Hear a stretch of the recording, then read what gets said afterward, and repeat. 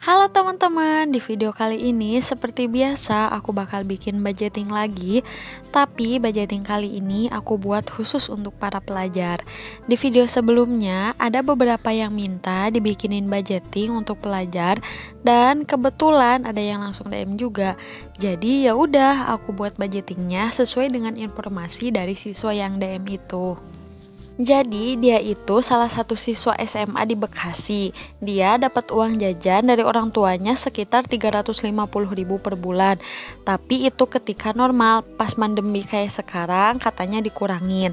Nah, teman-teman pelajar di sini ada yang sama nggak dapat uang jajannya 350.000 per bulan, atau ada yang lebih, atau bahkan ada yang kurang, atau teman-teman malah dikasih per minggu, atau bahkan ada yang per hari. Nah, kira-kira menurut teman-teman enaknya itu langsung dikasih per bulan atau dikasih per minggu kayak gitu?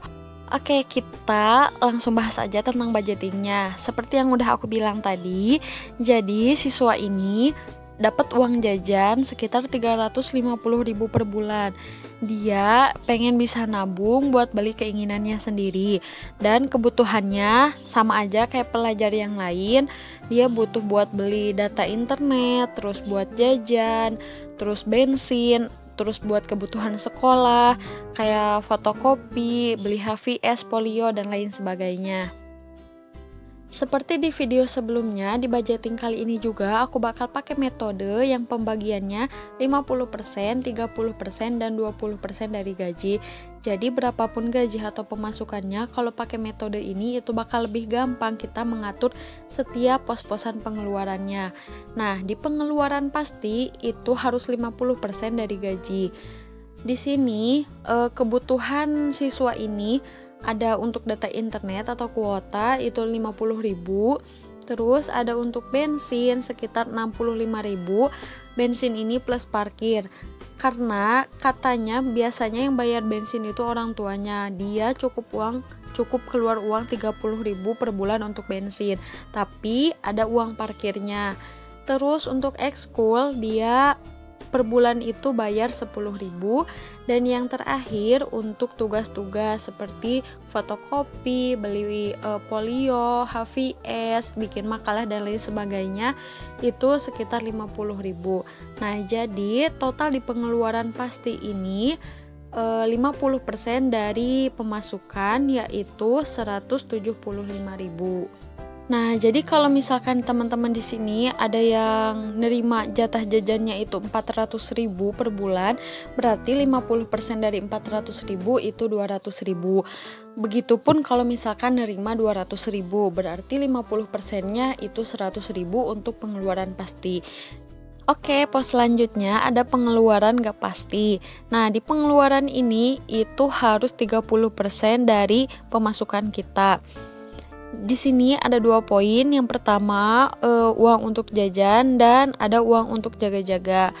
Nah, karena di sekolah dia itu dianjurkan untuk membawa bekal, jadi dia selalu bawa bekal makanan ke sekolah.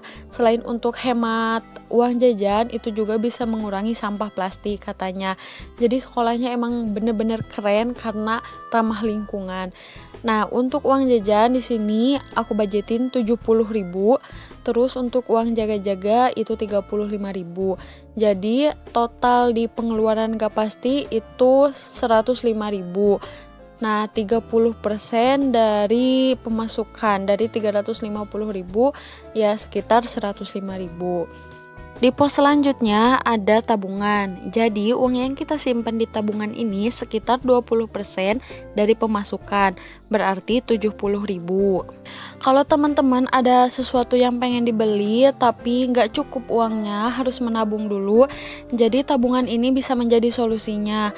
Tapi si uang 70.000 ini bisa juga dijadikan modal untuk usaha kalau misalkan teman-teman pengen punya pemasukan lebih.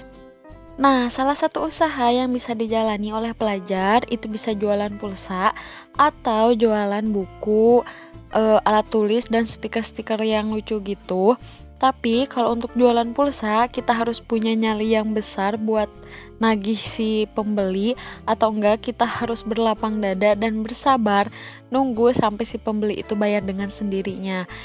Karena kalau misalkan ada temen yang beli misal pulsa 5.000 dengan harga 7 atau 8.000, kadang kita suka nggak enak gitu buat nagihnya.